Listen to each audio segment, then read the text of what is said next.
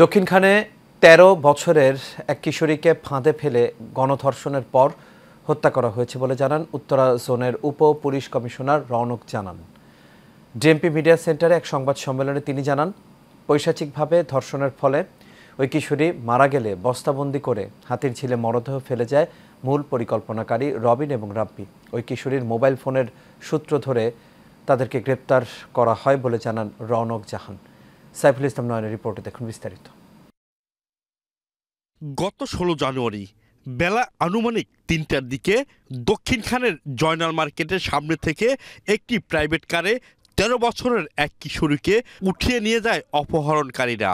পরে তথ্য ও প্রযুক্তির সহযোগিতায় অপহরণকারীদের গ্রেপ্তার করে পুলিশ।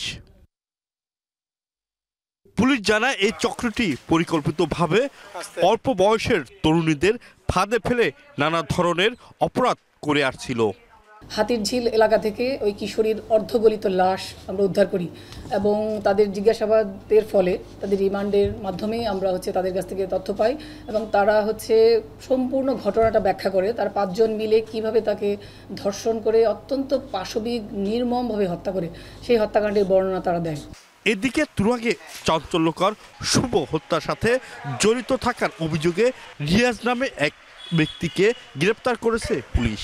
পুলিশ জানায়, পূর্বশত্রুতার জেরে শুভকে হত্যা করা হয়েছে। ভিকটিম শাহরিয়ার শুভ ২৫ বছর বয়সী একজন প্রাইভেট ফার্মে কাজ করতেন। তাকে হত্যা করে তারই পরিচিত তাদের পূর্বশত্রুতার জের ধরে তাকে হত্যা করে মোহাম্মদ রিয়াজ। তো তাকে ধরার জন্য আমাদের যে টেকনোলজিক্যাল কৌশল সেগুলো ব্যবহার করার সুযোগ ছিল না। আমরা আসলে খুব ট্র্যাডিশনাল উপায়েই তাকে খুঁজে বের করি। তৃতীয় ঘটনাটি আমি আপনাদেরকে কিছুটা বলেছি, সেটা আমাদের ইটালীয় নাগরিক পর্যটক তানিয়া আমাদের সঙ্গে আছেন। সে উবার মোটর ভাড়া করেন এবং সেই উবার চালকই তাকে পথভ্রষ্ট করে এখানে সেখানে নিয়ে যায় এবং তারই যে সহযোগী তাকে প্রথমে আঘাত করে এবং তাকে ভয়ভীতি দেখায় এবং তার যত মালামাল আছে সমস্ত কিছুই তারা ছিনতাই করে নিয়ে যায়। এদিকে ছিনতাই হওয়া পাসপোর্ট ১২ ঘন্টার মধ্যে উদ্ধার করায় পুলিশের প্রতি কৃতজ্ঞতা জানান ওই ইটালিয়ান নাগরিক। Is a special thanks to the people of Bangladesh, and again thank you to Turak police station, really the best police work I've ever experienced in my life. Thank you so much to Dhaka Metropolitan Police. ছিনতাইয়ের সাথে Uber চালকরা জড়িত আছে কিনা সে ব্যাপারে সকল তথ্য সংগ্রহ করা হচ্ছে বলেও জানান পুলিশ। সাইফুল ইসলাম নয়ন, এশিয়ান টেলিভিশন, ঢাকা।